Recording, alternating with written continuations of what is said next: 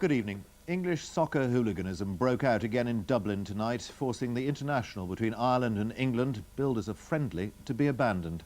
The violence broke out after Ireland went ahead with a goal midway through the first half. Fans in the English section of the crowd began hurling missiles onto the pitch and the people below them. The future of the European Championship finals, which are due to be played in England next year, could now be in doubt. What was supposed to be a friendly match was turned into a disgraceful platform for English thuggery soon after David Kelly scored to put Ireland 1-0 up after 25 minutes.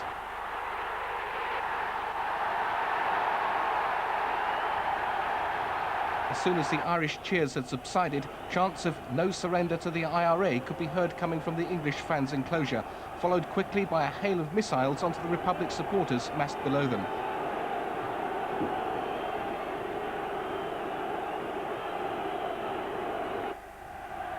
A stadium designed for more placid rugby union enthusiasts, yielding a plentiful supply of breakable pieces of seats to be used as weapons.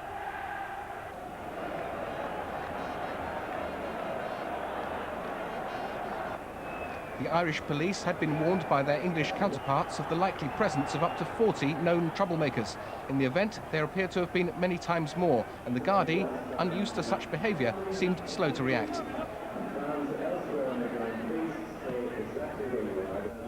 Inevitably, the Irish supporters spilled onto the pitch to escape the raining objects from above, forcing the players off the field. The most distressing sight, injured youngsters, nurtured on Ireland's warm-hearted enthusiasm for football, struck down by those intent purely on malevolence. Some 15 minutes later, the police took the decision to abandon the match, those responsible sickeningly proud of their achievement, the defiant salutes seemingly confirming the presence of right-wing fanatics.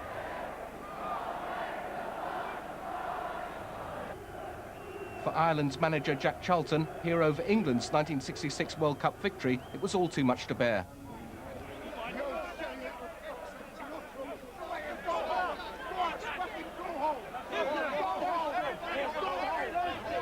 The reactions later were of shock and abhorrence. There are no words to describe that sort of behaviour. I wouldn't even try, because I think it's an appalling situation of which has disturbed everybody, and I don't think it's done anyone any good at all. It's awful. I mean, I don't understand. I really don't want to talk about it because I'm so mixed up and I'm so sick of the whole business. It was a smashing game. And it's about football, isn't it? Not about... Well, I think we were hoping that this... The whole nation is going to suffer because of 2,000 or whatever lunatics. But still the violence continued, the pictures flashing alarm around Europe, with England due to host the European Championships next year. Their suitability to do so now surely in question. That question has got to be asked and it's got to be answered, but I really can't answer it at this moment. I don't think that it necessarily has implications for it, but I understand you asking it, and it's a situation we will have to face. The cancer of hooliganism English football thought it had eradicated was clearly only lying dormant. Kevin Geary, BBC News. Well, joining me now from Westminster is the Home Secretary, Michael Howard. Mr. Howard, another grim night for English football? A disgraceful night, and I hope that as many as possible of those responsible will be speedily brought to justice and dealt with very severely. Your department is responsible for monitoring and trying to stop these people. Did you have any warning that this might happen? Well, I'm sure there'll be a full inquiry into what happened, and we will make sure that any lessons that can be learned from it are learned. It's far too early to comment on the specific incident, except to say that this is quite disgraceful, and I hope that those responsible are brought to justice. Are there any specific measures that you have in mind at this very early stage? It's far too early to say. It is extraordinarily difficult to take preventive action when you have a number of hooligans who are determined to cause trouble in this way. There are a number of things which we've tried to do in the past. They've had some success. We will obviously want to see if there are more things which we can do in future. But it is not possible to give a guarantee that incidents like this will not occur. It is an utter disgrace. The best possible antidote is for those responsible to be brought to justice. After tonight, do you think that England will stage the European Championship finals next year, or indeed that they should? Well, I don't think it's sensible to get involved in questions like that when the incident, as I understand it, is actually still going on. What we have to do is to find out exactly what happened and do everything we can to try and make sure that it doesn't happen again, though there are difficulties in that, as I've just said.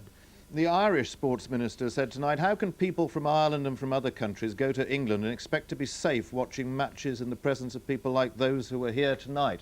He's got a point, hasn't he? I'm not going to make comments of that kind. I think what happened tonight is disgraceful.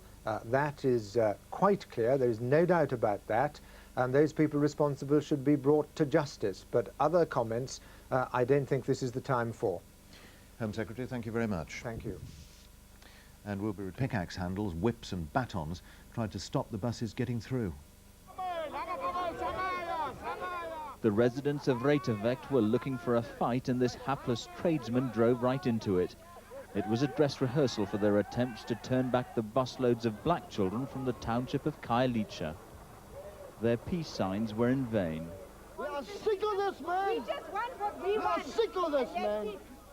This is the first year of fully desegregated free education.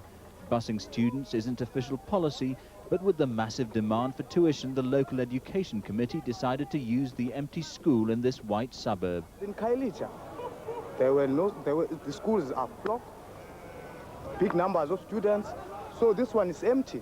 So you want to get inside, but they say no. We don't know where are you going to do. Why don't they want you to get into the schools? It's because of apartheid.